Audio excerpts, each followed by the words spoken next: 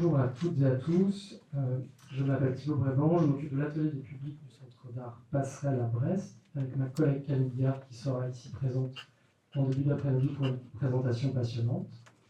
Avec Héloïsa Pérez et Bastien Contraire ici présents, nous sommes heureux de débuter ces journées d'études par cette première table ronde consacrée à l'atelier Bellevue. En préambule, je commencerai par évoquer la genèse du projet à travers deux expériences marquantes qui l'ont préfiguré. Je vous présenterai ensuite les objectifs, puis Héloïsa et Bastien vous raconteront en détail leur résidence en milieu scolaire dans le quartier de Keralé à Brest.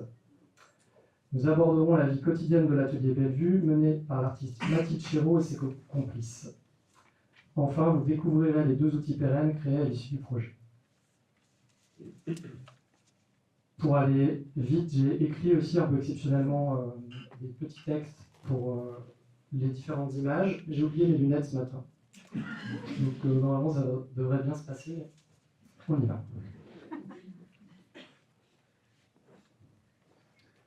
Donc, ces dernières années, nous avons ouvert plusieurs antennes proposant des espaces de pratique artistique gratuits, ouverts à toutes et tous, mêlés à des résidences de recherche et de production pour des artistes, des designers, des urbanistes.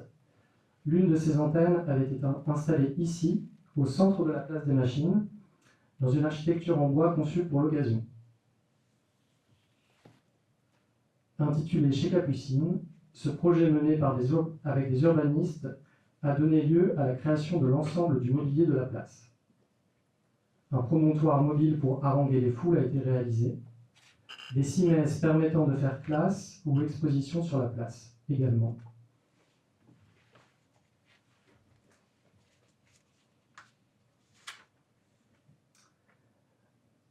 Nous avions pu observer avec joie un très grand nombre de personnes se mélanger pour participer spontanément à des ateliers. Quelques minutes, quelques heures et bien souvent revenir. Avant d'ouvrir l'atelier Bellevue, nous avons eu l'opportunité de collaborer avec différentes structures de ce quartier. Nous avions notamment ouvert une agence de design itinérante dans une école, puis un collège. Le principe de cette agence était simple, celui ou celle qui passait le seuil de la porte, qu'il ou elle soit élève de maternelle, collégien, enseignant ou membre de l'équipe administrative, était recruté. Comme vous pouvez le voir, on ne travaillait pas avec des designers graphiques sur ce projet.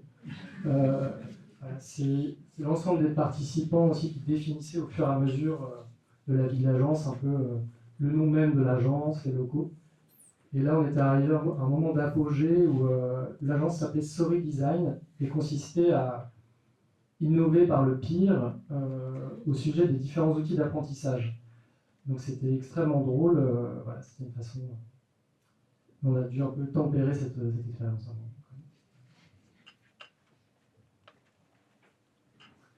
Les langues parlées dans l'agence installée dans le collège Joséphine Baker étaient nombreuses. 125 ont été recensées de mémoire.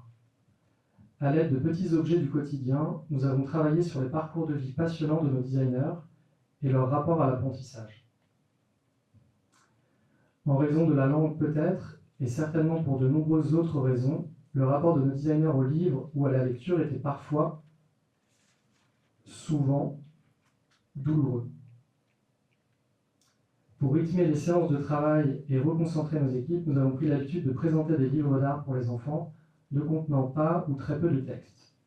Passé une certaine gêne, toutes et tous ou presque ont pris goût à ce rituel. Certains s'endormaient aussi.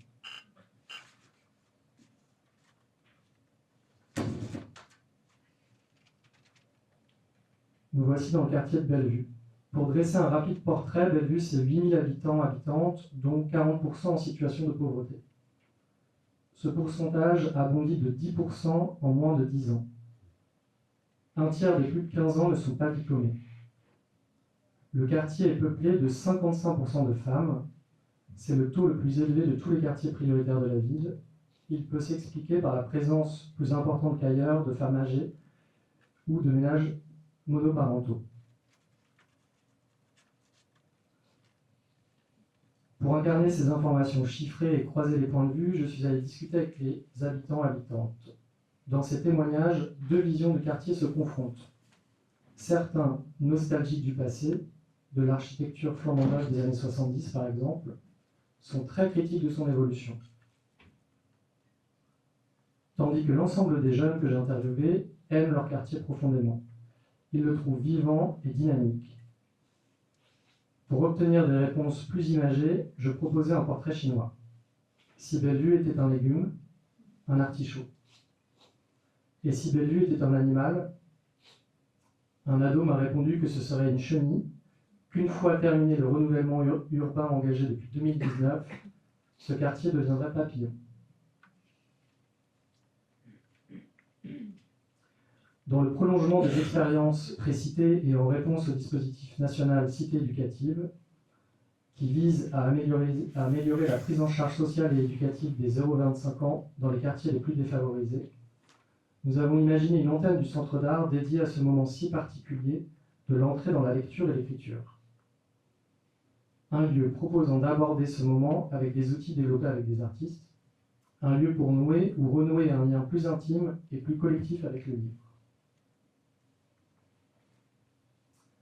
Pour mettre en forme graphiquement ces ambitions et développer les outils, nous avons fait appel à Eloïsa Pérez, designeuse graphique, typographe, enseignante à la Haute École des Arts du Rhin et chercheuse en sciences de l'éducation.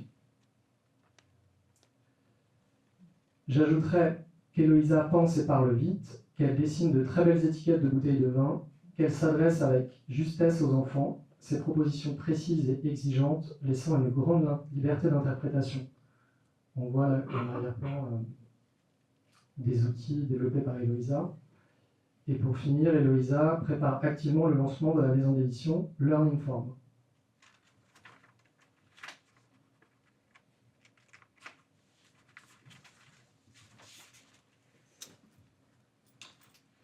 Nous avons également fait appel à Bastien Contraire, auteur de livres jeunesse terriblement addictifs.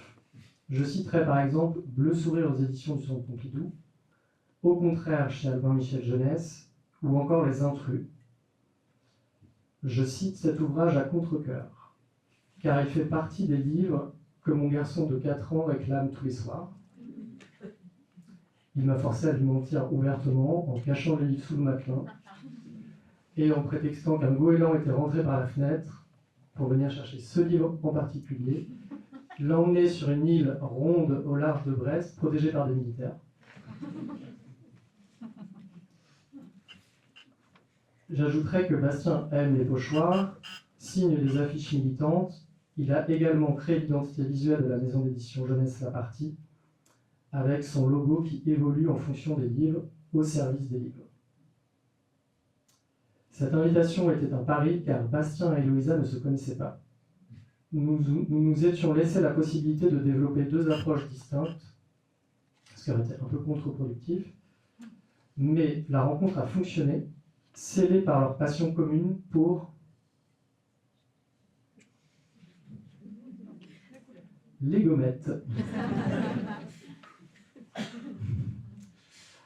Bastien et Eloïsa, je vous laisse maintenant la parole pour raconter en détail vos résidences en milieu scolaire à l'école de Caralet et à l'école Aubrac de Bellevue.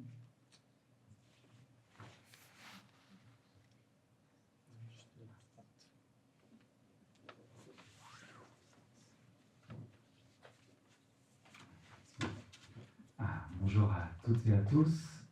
Donc dans un premier temps, donc je vais vous parler des 2 semaines que j'ai passées à l'école Keralet, du coup dans le quartier Bellevue.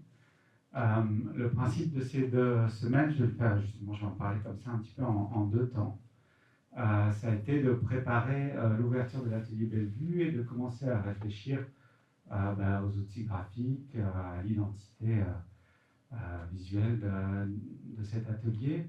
Et donc du coup, pour la première semaine, moi ce que j'ai souhaité faire, c'était avec les élèves de grande section de maternelle de cette école, d'avoir un petit peu la classe comme un laboratoire où j'allais essayer d'amener mes préoccupations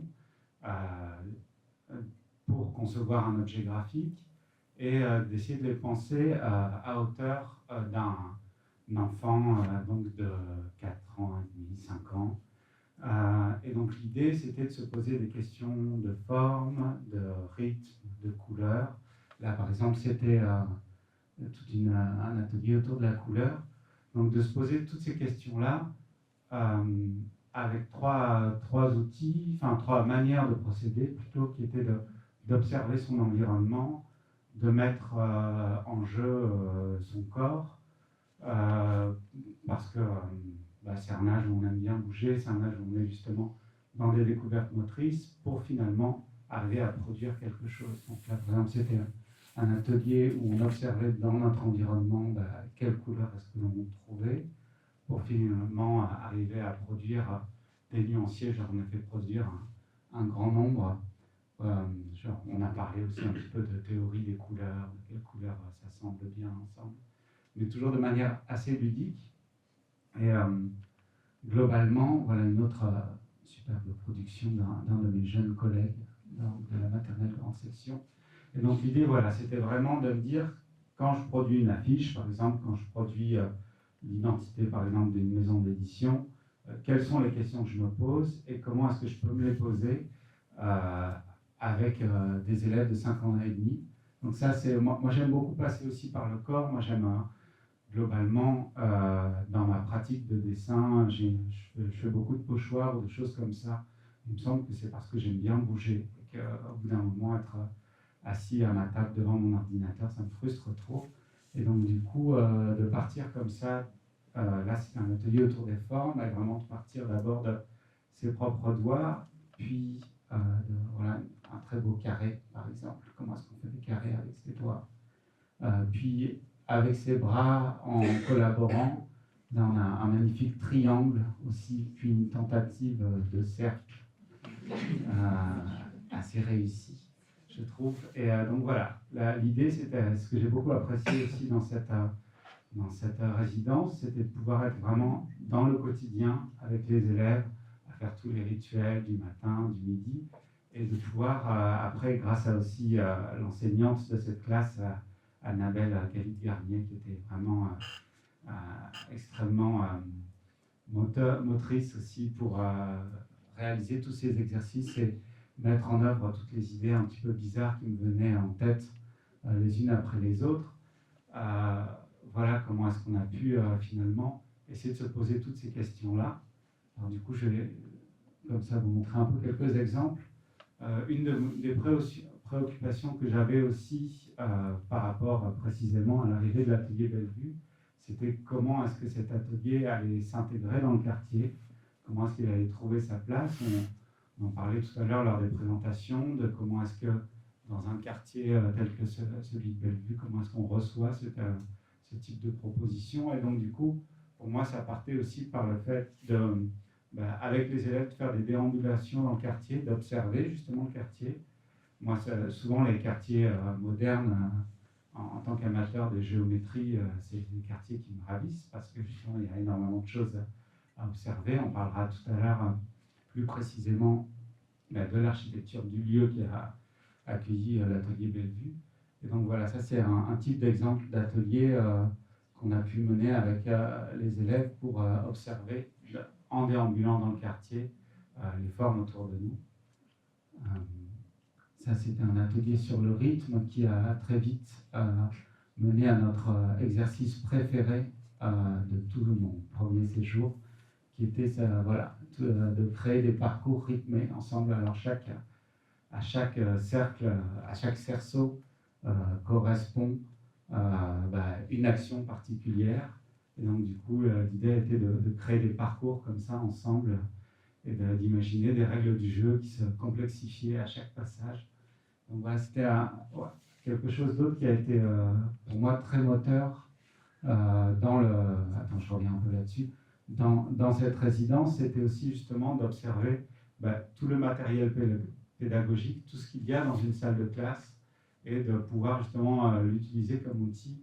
Et j'y reviendrai un petit peu tout à l'heure. Et donc, on parlait du quartier, là c'est aussi une partie sur justement faire une carte de son quartier, réfléchir à qu'est-ce qu'on trouve de notable, qu'est-ce qu'on trouve de beau, qu'est-ce qu'on trouve d'intéressant dans son quartier pour faire tout un quartier ensemble. Et ça, c'est un espèce de petit teaser pour ce qui va se passer par la suite. Parce qu'il y avait un autre truc génial à l'école Keralé. C'est la cave de l'école Keralé qui, en gros, ils avaient regorgé de matériel pédagogique ancien. C'est, je pense, 40 dernières années, avec énormément d'objets graphiques extrêmement intéressants. Moi, j'étais aussi heureux dans la cave de l'école maternelle que si j'étais dans un musée d'art moderne et contemporain. Il y avait énormément de formes et de très belles choses, et donc ça a été un fort sujet d'inspiration dont on parlera plus tard. Et donc du coup, ça c'est l'atelier Bellevue. En tout cas, c'est le bâtiment qui va accueillir plus tard l'atelier Bellevue. Et c'était justement à la fin de cette première semaine, on avait beaucoup joué, beaucoup travaillé ensemble, beaucoup questionné. On avait fini par faire le trajet de l'école jusqu'à l'atelier. Et donc du coup, on avait observé cet endroit bizarre. Enfin, je dis bizarre parce que c'est quand même, moi, c'est la première fois que j'ai vu un bâtiment avec des fenêtres en forme d'hexagone. Et donc du coup, c'est ce qui m'a inspiré pour justement créer l'outil qui nous a occupés sur la deuxième semaine. Donc là, j'ai un peu schématisé en gros les fenêtres de l'atelier. Et à partir de ces fenêtres, j'ai continué à découper des formes à l'intérieur pour aboutir à quelque chose qui serait une sorte de tangram. Et c'est justement ça qui nous a occupé toute la semaine suivante, c'est-à-dire essayer de concevoir un outil, réfléchir à qu'est-ce qui pourrait être, quel genre d'usage on pourrait avoir avec toutes ces formes. Donc c'est ce qu'on a mis en œuvre avec les élèves, le fait de déjà s'attribuer une forme, la comprendre, la redessiner, réfléchir à comment est-ce qu'on peut la colorer. On était aussi dans un moment où avec Eloïsa, on était dans des discussions aussi justement de couleurs, de formes pour créer les affiches et la communication. Donc voilà plusieurs exemples de propositions des collègues de l'école Keralé. Et puis aussi voilà, de travailler autour du tangram. Moi j'apprécie beaucoup, j'y reviendrai, ce type d'objet. Et donc ça, ce sont des créations à partir de papier découpé en forme de tangram, enfin du tangram particulier qu'on a développé. Donc là par exemple on a une fusée. Juste après, voilà, là on a une fusée cassée, une sculpture, et puis deux maisons. Donc on va revenir sur cette question du tangram un petit peu plus tard, qui sera développée différemment. Mais voilà en gros un petit peu à quoi nous nous sommes attelés pendant ces 2 semaines à l'école Keralé. Et à l'école Aubrac.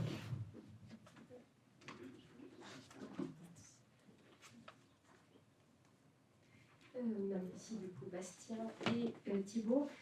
Moi je vais vous présenter les 2 semaines également que j'ai passées au sein de l'école Aubrac à Brest.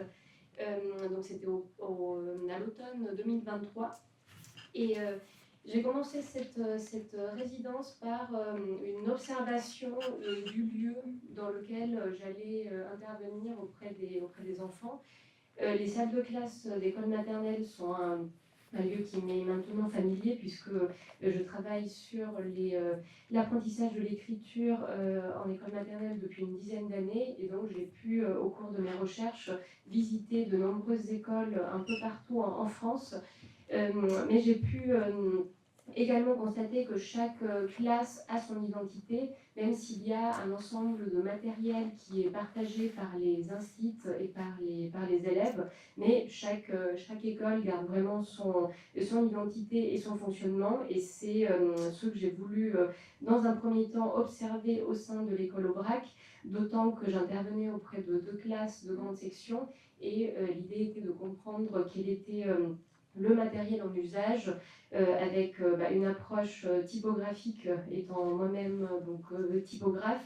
Je regardais en priorité quels sont les outils et les formes manipulées par les enfants et proposées par les institutrices au sein des séquences pédagogiques qui étaient construites. et tout comme Bastien, j'ai pu découvrir aussi des objets anciens, pas forcément dans la cave de l'école, mais dans les bibliothèques des salles de classe.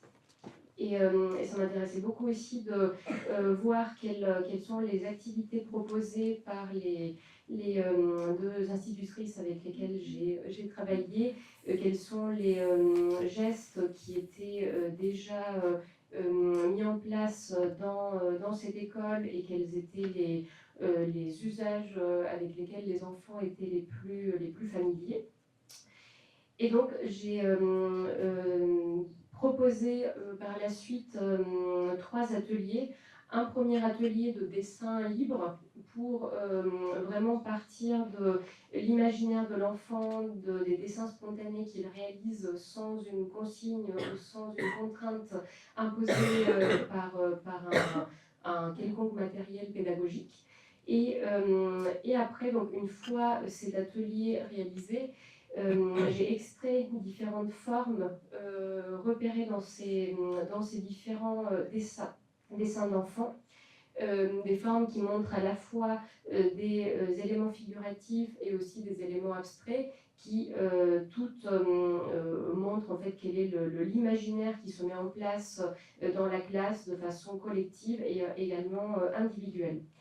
Et ensuite, à partir de ces dessins, j'ai proposé un deuxième atelier de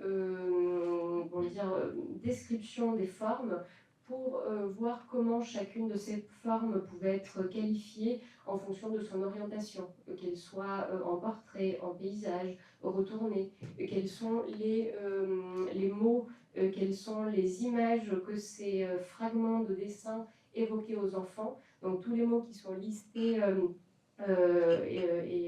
qui étaient donc écrits directement sur le tableau proviennent de discussions collectives avec les enfants de la classe. Et donc vraiment l'idée était de réfléchir à la fois à un répertoire collectif de formes graphiques, mais aussi de mots avec lesquels on allait pouvoir après dialoguer et continuer à développer des séquences d'expérimentation.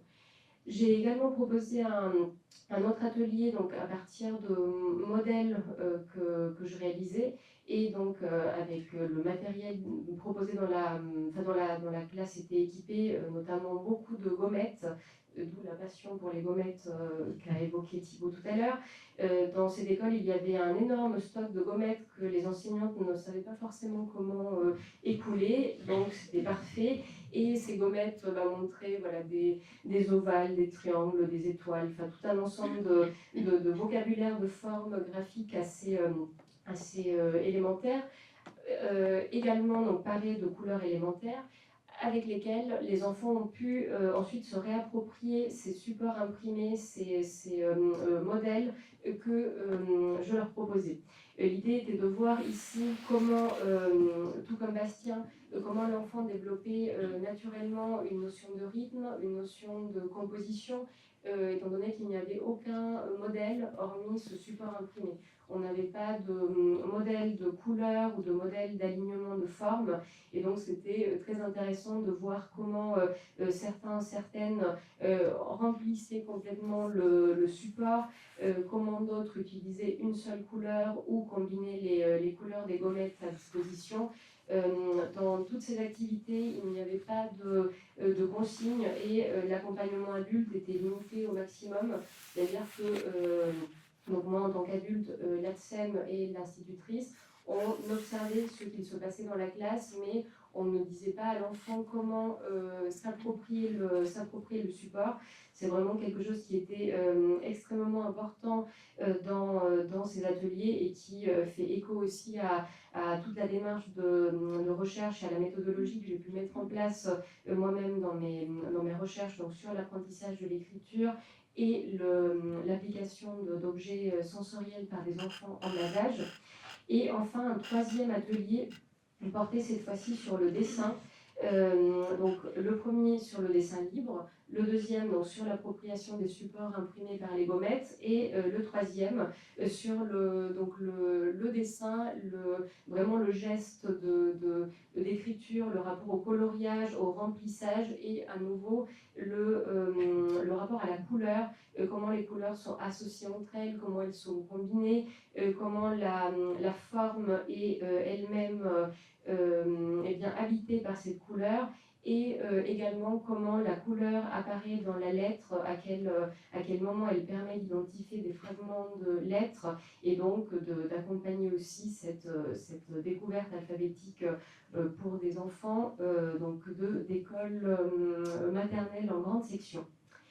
Et toutes ces 2 semaines de résidence avaient pour but autant de comprendre l'environnement de cette salle de classe, les pratiques des élèves et aussi trouver des fonctionnements, des principes graphiques qu'on allait pouvoir après avec Bastien utiliser et reprendre pour élaborer les supports de communication qui nous ont été confiés puisqu'on intervenait tous les deux avant l'ouverture de l'atelier et donc l'idée était de imaginer en fait tout ce qui allait accompagner l'atelier Bellevue, tous les supports à la fois numériques, imprimés, les éléments de signalétique. Et ici, assez naturellement avec Bastien, on s'est un peu réparti les supports en fonction de nos propres problématiques. Moi, j'ai travaillé principalement sur la communication imprimée en la basant sur cet hexagone que Bastien utilisait beaucoup dans les éléments de signalétique qu'il avait, qui était l'élément central identifié par rapport à l'architecture de l'atelier, du lieu où allait s'implanter l'atelier Bellevue. Et donc, pour imaginer ces affiches numériques et également imprimées, on a réfléchi à une trame élaborée à partir de cet hexagone, trame qui reprend les couleurs de ces nombreuses gommettes qu'on a pu utiliser, donc des couleurs élémentaires assez facilement repérables dans les salles de classe. Et également donc une trame de texte qui elle est composée dans le caractère typographique pré-lettres que j'ai pu développer dans le cadre de mes recherches pour accompagner donc cette pédagogie de l'écriture pour des enfants en bas âge. Et c'est un caractère modulaire qui montre chaque fragment de lettre, chaque élément qui permet à la lettre d'exister. Donc cette trame à la fois de texte, de modules, de fond et d'éléments alphabétiques et typographiques, allait nous permettre après de mettre en place un système d'appropriation de ces affiches par les publics, puisqu'on voulait que nos affiches soient collaboratives et qu'elles rendent aussi compte de tous ces ateliers qu'on avait conduits dans les classes avec les enfants. On n'était pas en tant qu'adultes qui imposions des supports aux enfants, on était vraiment en collaboration avec eux et on avait voulu que notre affiche pour l'atelier Bellevue rende compte également de ce partage et de ce temps d'expérimentation et à nouveau de notre amour pour les gommettes. Donc Bastien a imaginé des planches de gommettes à partir des modules du caractère pré-lettres, des gommettes qui venaient après donc occuper les différents supports, donc les différentes affiches, pour que les enfants des classes puissent se réapproprier ces affiches et qu'on puisse du coup les disséminer dans la ville de Brest avant l'ouverture du lieu pour montrer comment à la fois cette affiche est vivante et comment l'atelier Bellevue allait lui-même être un espace d'expérimentation et un lieu vivant. C'était ce qu'on a essayé autant que possible d'incarner dans ces supports, que ce soit les affiches qui étaient donc disséminées dans la ville, les affiches au format A2, les flyers qui étaient également, qui permettaient un geste d'appropriation, mais cette fois par le dessin, puisque les gommettes auraient été beaucoup trop petites pour pouvoir être manipulées à cette échelle. Et donc cet ensemble montrait ce dynamisme qu'on a essayé d'insuffler dans le lieu, le dynamisme dont Thibaut vous parlera après quand il présentera la vie de l'atelier Bellevue. Mais donc voilà, c'est vraiment ce qu'on a essayé de mettre en place pour la partie imprimée des supports de communication. Je passe le parole. Oui, donc quand on s'est réparti un petit peu le travail avec Eloïsa, donc on avait on a décidé de partager voilà, tout un tas d'éléments en commun. Et en ce qui me concerne, j'avais aussi à cœur de réfléchir un petit peu à comment est-ce qu'au-delà de l'affichage, peut-être dans le quartier, on pouvait signaler la présence d'un lieu nouveau, d'un lieu étonnant, d'un lieu différent, et en même temps que ça puisse progressivement s'intégrer, être accueilli dans cet endroit-là.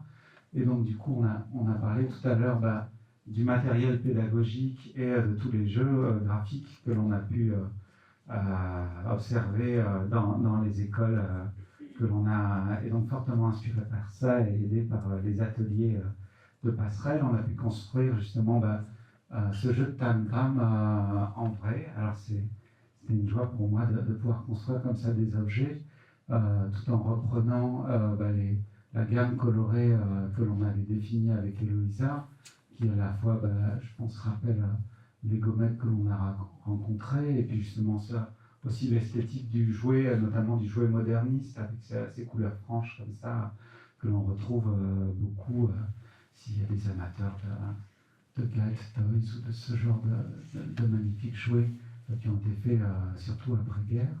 Donc voilà, c'est un gramme qui font un peu jeu de construction aussi, parce que les pièces sont un petit peu épaisses, et en tout cas, voilà, une espèce de cité idéale. Et voilà, ces tangrams m'ont donné l'idée de pouvoir, en jouant avec, je me suis dit que ça pourrait aussi donner tout un système de flèches qui à la fois rappelle les géométries qu'on observe dans le quartier, indique sans justement utiliser de mots, sans avoir besoin d'utiliser de lettres, qu'il y a peut-être un lieu étonnant, un lieu ludique, où justement on pourra créer comme ça des expériences graphiques un peu étonnantes. Et donc j'aimais bien l'idée aussi justement que ce soit un petit peu comme une interrogation, en tout cas que face à un objet comme celui-là, quand on fait son chemin habituel dans un quartier, tout à coup il y a quelque chose d'un peu différent qui se passe et qui signale tout autour de la place Napoléon III qu'il se passe quelque chose là-bas. Et donc elles étaient disséminées comme ça. En plus, moi je trouve ça assez intéressant, le quartier Bellevue, comme tu le disais tout à l'heure, il est actuellement en travaux importants avec des rénovations. Et donc il y a déjà tout un tas de panneaux et de signalétiques temporaires qui sont... donc ça s'ajoutait comme ça à tout ce bruit graphique qui est à l'œuvre quand justement un quartier est en train d'être rénové avec tout un tas de panneaux temporaires. Jusqu'à mener voilà, à l'atelier Bellevue. Donc voilà, c'est une forme d'invitation, quelque chose destiné à essayer d'éveiller la curiosité, et en même temps qui pouvait, je pense, trouver sa cohérence avec aussi l'affichage par un jeu de rappel, notamment par les couleurs.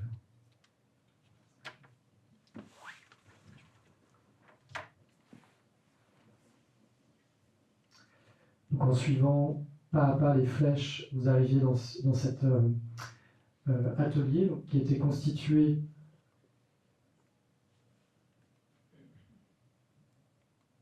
d'un espace dédié aux pratiques artistiques, des grandes tables, du petit matériel et différents outils, les affiches et les planches de stickers vues précédemment, des normographes ou réglettes à dessiner d'Eloïsa, des prototypes du tangram de Bastien et des œuvres à jouer du programme de prep pop développé par le Centre d'art passerelle, dont on reparlera un petit peu tout à l'heure. L'atelier était aussi constitué d'un espace dédié au fonds de livres d'art pour les enfants. Je ne rentre pas en détail dans la constitution de ce fonds, mais il y a un certain nombre d'ouvrages qui seront évoqués dans la journée qui le constituent. Et il est ouvert à toutes et tous, donc à partir de 18h au Centre d'art passerelle tout à l'heure, pour celles et ceux qui veulent le consulter. Il y a notamment les carnets à jouer de Sophie Cure qui va intervenir tout à l'heure, ou encore le livre J'aime d'Emmanuel Bastien qui intervient cet après-midi, pour ne citer que ces deux-là. Ce fonds de livres a été augmenté au fil des 4 mois d'ouverture. par des réalisations faites lors de workshops avec des étudiants, des enfants, des familles. Il y a eu de nombreux livres sensoriels qui ont été créés pour les plus petits, dans le prolongement des pré-livres ou des livres illisibles de l'artiste et designer italien Bruno Minari. Et ici, un hit avec l'ouvrage Stéphane, réalisé par 4 étudiants de l'Université de Bretagne occidentale, celui qu'on voit sur la gauche, donc on voit Stéphane, accompagné par l'artiste Amélie Carité. Je vous lis le 4e de couverture. Stéphane n'est sûrement pas le singe le plus chanceux, mais certainement le plus heureux. Il garde la banane dans chaque situation. Ce système de reliure élastique, inspiré par l'ouvrage Le papillon imprimeur de Fanette Mélier, permet d'interchanger les pages, accentuant les réactions enthousiastes de Stéphane, page de droite, aux péripéties, page de gauche. L'atelier Bellevue a été aménagé avec des éléments de l'exposition Prélettre d'Héloïsa Pérez, chaleureusement prêtée par l'École nationale supérieure d'art de design de Nancy. Là, c'est une vue de l'exposition à Nancy, donc, qui a eu lieu à l'hiver dernier, qui permet un peu de voir la teneur de l'exposition, à la fois du mobilier donc, développé à partir de la typographie Prélettre, des œuvres dessinées qui sont orientées sur la typographie, qui sont des œuvres à part entière, mais aussi des incitations pour donner envie aux personnes de se saisir de ces outils. Et il y avait aussi d'autres éléments, des tapis au sol pour découvrir de la typographie avec les pieds, plein de choses très riches et intéressantes. L'artiste Mathilde Chéreau a habité, fait vivre et représenté ce lieu pendant 4 mois, accompagné par 3 complices.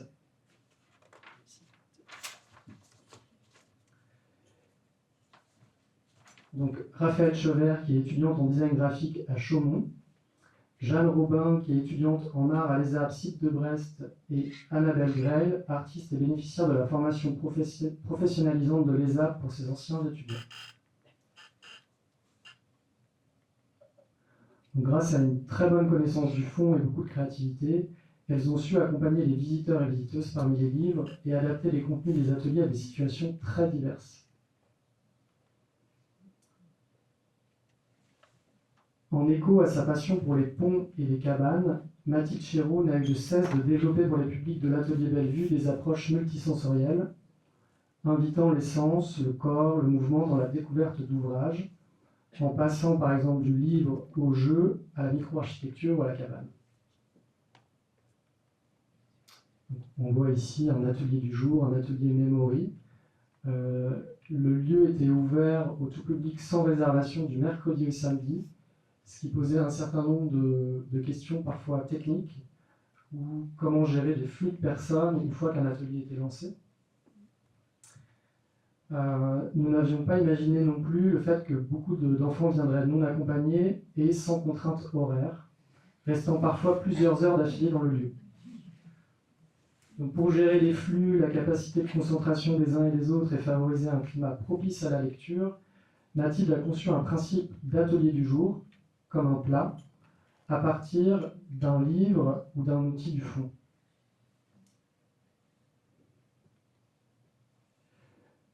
Cette proposition lui permettait, si besoin, de féliciter un enfant en l'invitant à revenir le lendemain pour l'atelier suivant. Là, un éponvélo. C'était des ateliers qui pouvaient durer aussi quelques minutes, voire quelques heures. Ça a été un tour de force, une sorte de marathon comme ça de création d'ateliers. À la fermeture de l'atelier Bellevue, on a travaillé donc à remettre en forme ces propositions pour accompagner le fond. Donc ici, j'en ai choisi un exemple que j'aime beaucoup qui s'appelle Bouquet de lettres.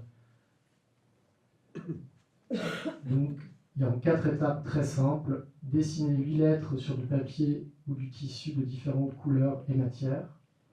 Découper ensuite ces 8 lettres. Disposer puis coller les lettres sur la feuille A3 de façon à former un bouquet.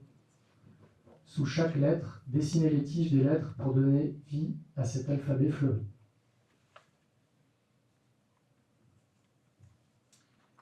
Donc ces ateliers à emporter, vous pouvez en saisir quelques-uns à l'accueil. C'est open book, comme un open bar, mais pour des livres. Et ils seront aussi prochainement téléchargeables sur le site de Passerelle, probablement en janvier prochain.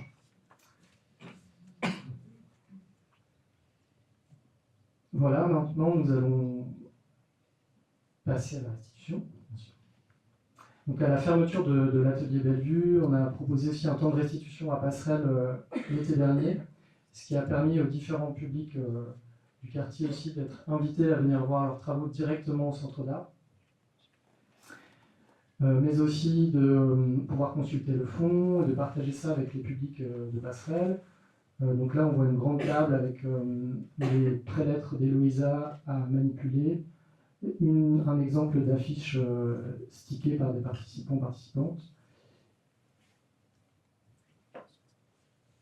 C'était un moment très apprécié des personnes qui pouvaient s'exprimer, énoncer des messages d'amour, des messages politiques, des blagues potaches. Tout ça de manière très sophistiquée. Et là, donc, un ensemble de travaux réalisés à l'atelier Bellevue par les participants et participantes.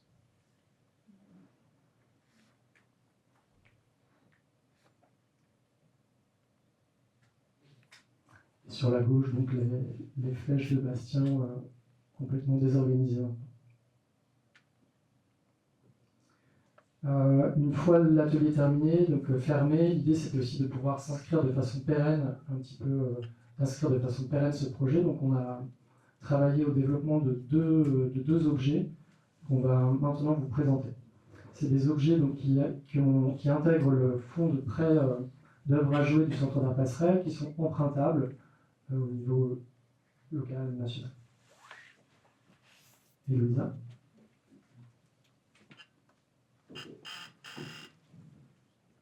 Gabriel, pourrait-on passer à la caméra?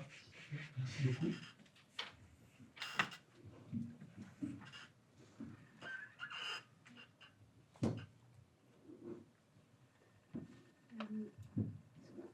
Vous m'entendez? Non. Oui, je sais pas. Oui, là ça a l'air d'être mieux. Donc pour cet objet qui intègre le programme POP, donc proposé par le Centre d'art Passerelle, le programme POP, c'est un programme d'œuvres à emprunter. Moi, j'ai décidé à la fois de reprendre des éléments qui avaient pu être développés pour l'identité de l'atelier Bellevue, mais aussi donc, des outils avec lesquels j'ai pu beaucoup travaillé ces dernières années dans le cadre de mes recherches, notamment cet outil, le normographe, qui est donc un élément que j'ai beaucoup investi dans le cadre de ma thèse. Et c'est un outil qui m'intéresse parce qu'il permet de guider le geste de l'enfant sans le contraindre. Et donc c'est une manière de permettre d'approcher la forme sans l'obligation de répondre à un modèle et donc sans contrarier des gestes spontanés et naturels de l'enfant. Donc pour ce projet, j'ai collaboré avec un ami qui est poète, qui est Julien Vananolt, à la conception d'un texte poétique dans lequel il approche le normographe et son usage par un autre biais que le biais plus théorique que j'ai pu moi-même développer pendant mes recherches. Donc le texte de Julien se compose sous la forme d'une partition graphique. C'est un texte qui s'intitule « Préluder l'alphabet ». Et chacune de ces partitions comporte différentes portées qui permettent de rentrer dans l'usage du normographe et dans la compréhension des gestes que cet objet permet de réaliser. À la fois, on rentre par le mot, on rentre par les métaphores qu'il a pu développer et on rentre également par les formes présentes elles-mêmes sur les objets que j'ai moi-même développés. Si je prends donc un exemple de ce texte qui est fragmenté, comme je disais, en plusieurs portées, le premier commence par l'amorce d'un A, quelque chose de majuscule déjà, l'origine des gestes de l'alphabet. Donc ce fragment montre une séquence de différents modules qui existent donc, par ailleurs en éléments manipulables que l'enfant est invité à composer pour du coup lui-même venir expérimenter quelles sont les combinaisons possibles, quelles sont les manières que l'on peut inventer pour amorcer et jouer avec ces éléments qui du coup permettent d'amorcer la lettre A. L'ensemble de cet outil pour le programme POP se constitue donc de 4 partitions à partir de ce texte poétique, de 20 normographes, tous réalisés au format A4. Donc on a travaillé donc sur cette contrainte du format A4 pour que chaque élément puisse être facilement photocopiable dans les classes, étant donné que eh bien, c'est une pratique récurrente, le fait de photocopier les outils existants, de venir après donc les sortir du cadre pour lequel ils ont été imaginés initialement. Et donc ces différents cadres permettent donc de à la fois composer les lettres, composer les formes et vraiment venir se réapproprier ces différents fragments qui, du coup, constituent les différentes lettres. Alors, je ne me suis pas entraînée avant. Voilà. Et donc, l'idée, c'est qu'on puisse se saisir de l'outil à la fois comme d'un puzzle pour du coup travailler la notion de forme et de contreforme qui est elle-même très présente en typographie, et également venir aussi expérimenter ce déplacement de l'outil dans ce rail que constitue le normographe, donc cet espace dans lequel le rail vient, enfin l'outil vient venir dessiner une première forme à partir de laquelle on peut ensuite eh bien, compléter et continuer d'élaborer des formes et des objets. Donc tous ces gestes sont incarnés dans le texte donc, de Julien, notamment vraiment chaque fragment invite à une appropriation et à un développement graphique et sémantique. Notamment donc l'introduction de ce texte qui explique ce qu'est un normographe, cet objet communément appelé normographe et qui permet en fait de visualiser des formes figuratives et de distinguer quelques-unes des lettres qui composent l'alphabet. C'est pardon, j'ai aussi oublié mes lunettes, donc du coup je ne vois plus tout ça très petit. Donc c'est un outil qui permet de reproduire les 26 lettres en se saisissant d'un instrument d'écriture, un feutre, un crayon, un stylo, et en le prolongeant donc dans les rails de cet outil, donc de ce normographe, des rails destinés à guider la main. Donc c'est vraiment à chaque fois, chaque fragment de texte permet une appropriation. Il est rempli de métaphores, il parle de forêt de cygnes, il parle vraiment de différents éléments qui peuvent après être reconstitués, que ce soit à partir des planches du coup, qui constituent l'outil, qui permettent autant d'élaborer des lettres, mais aussi de prolonger leur forme et montrer de quoi est constitué l'alphabet, quels sont les éléments qui constituent le langage. Et également, on peut aussi vraiment se saisir de ces pièces pour élaborer soi-même sa propre forêt de cygnes, donc en combinant les éléments déjà présents, en les superposant à d'autres qui ont déjà été donc élaborés, et surtout sans avoir besoin d'un modèle préalable, puisqu'on peut vraiment utiliser ces outils un peu partout sur n'importe quel surface et indépendamment de l'échelle. L'idée était aussi qu'on puisse vraiment combiner le geste de manipulation et le geste de tracé, le geste d'observation des formes et la reproduction de ces formes par le tracé, des éléments que j'ai pu beaucoup travailler donc, dans le cadre de mes recherches, et aussi toujours en fait de questionner quels sont ces éléments qui constituent la lettre et comment l'assemblage de ces éléments permet ensuite d'élaborer l'intégralité des 20 lettres de l'alphabet. Donc demain, on aura l'occasion de tester en détail ces différents outils en découvrant vraiment le texte beaucoup mieux et en prolongeant chacune de ces métaphores visuelles qui sont insufflées dans le texte. Merci beaucoup, Eloïsa, pour la présentation de ce laboratoire typographique. On va terminer en quelques minutes, parce qu'on a pris un petit peu de retard, par la présentation de la presse à pied de Bastille. Je n'ai pas oublié mes lunettes.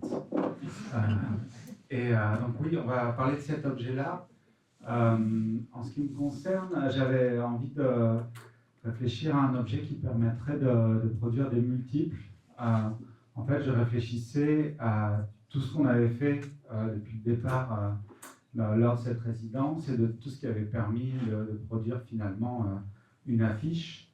Et donc, du coup, j'avais envie qu'on ait un outil qui permette de rassembler en un seul objet toutes les étapes qui mènent à la création d'une affiche, ou en tout cas d'un objet graphique. Et donc, du coup, j'avais cette réflexion-là, j'avais en tête ce qui avait été fait précédemment, le tangram que je vous ai présenté. Et c'est en visitant ici à Brest l'atelier Falaise, grâce à Margot Vandely, que j'ai pu justement voir des presses typo, des outils de sérigraphie et un outil qu'ils avaient utilisé déjà, qui m'a fortement inspiré, qui est ce magnifique objet. Alors on passe au moment, attends, hop, est-ce que ce micro marche? Non, il ne marche pas évidemment. Peut-il est éteint? Il faut appuyer sur le petit bouton rouge, maintenant un petit peu appuyé. Il faut que ça se voit tout de suite. Allô? Ouais, parfait. Ah, c'est vachement plus fort. Quand j'étais petit, je regardais beaucoup trop de télévision. Et l'un de mes rêves, c'était d'animer le téléachat. Et donc, du coup, donc voilà, l'idée, c'est donc d'avoir un outil qui permet à la fois de concevoir des formes et puis directement de les imprimer, voire de pouvoir les imprimer plusieurs fois, de faire des multiples, et donc d'avoir rassemblé dans un seul objet à la fois la partie conception, la partie impression, voire même la partie diffusion. Donc hop, on va descendre cet objet, qui comme ça se présente de manière assez mystérieuse. Hop là. Et alors quand on l'ouvre, justement, on va voir justement tous les outils qui vont nous permettre de réaliser cette mission. Donc à partir du tangram, qui est là, qu'on peut avoir rassemblé en petites pièces. Hop, attends, hop là, tiens, je vais mettre là. Excuse-moi, Eloïsa.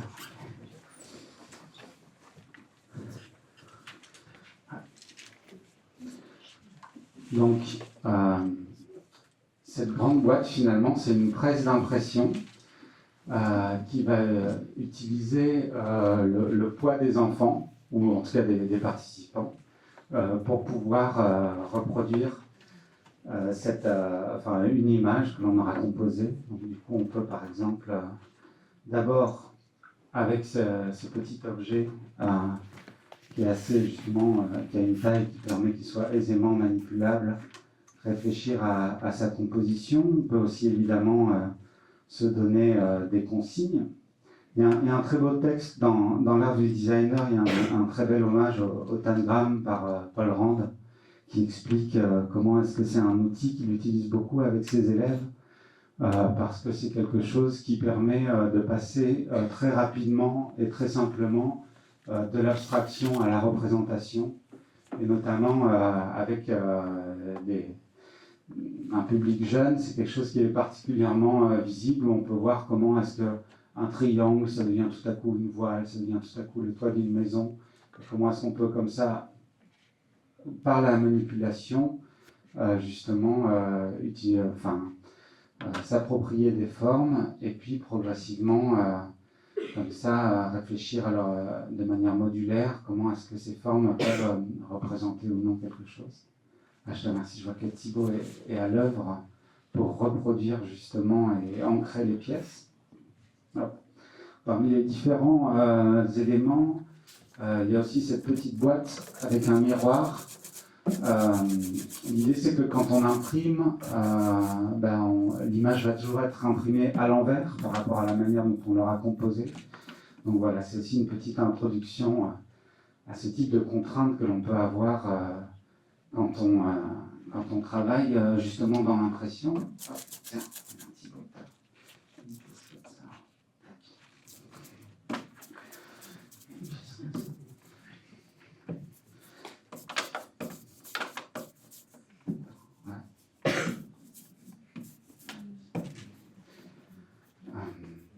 Je crois que tout est presque prêt pour notre démonstration. Il ne reste plus qu'à trouver une feuille et des volontaires.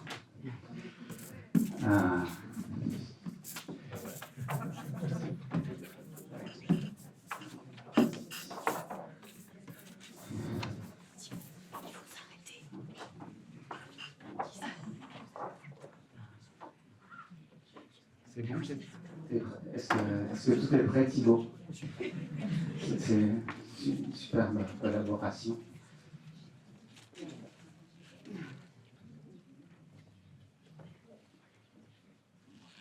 Et donc, comme toutes les prises d'impression, il faut du poids pour que les choses soient correctement imprimées. Est-ce que peut-être 3 personnes pourraient venir pour monter sur la boîte? Est-ce qu'il y a des personnes qui seraient intéressées? Parfait, je vois des initiatives. Je t'en prie, est-ce que j'ai besoin d'encore 2 personnes? Et vraiment, il n'y a pas de piège. Personne ne va être coupé en 2 dans la boîte. Tout ça. Allez-y, l'idée c'est qu'on monte dessus. Hop, voilà. Alors c'est vrai, j'ai pas trop pensé à ça, mais en Bretagne, il y a des traditions un peu de danse avec des pas et tout. Ça aurait été peut-être un truc intéressant à ajouter à la boîte. Voilà, l'idée c'est d'aller un peu dans cette zone-là. Là. On va bien imprimer. Voilà. Une petite trompe comme ça, c'est parfait. Voilà. Et voilà, je pense que devant vos yeux ébahis, on va pouvoir vérifier si ça a marché ou pas.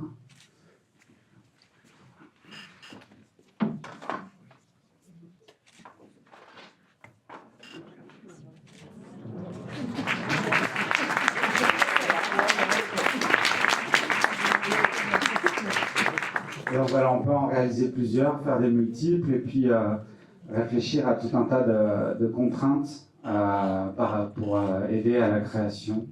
Mais ceux qui participeront demain à l'atelier que j'anime à Passerelle pourront justement l'expérimenter eux-mêmes. Merci beaucoup pour votre aide. Merci beaucoup. On va s'accorder 2-3 minutes de pause et on va enchaîner avec la table ronde suivante.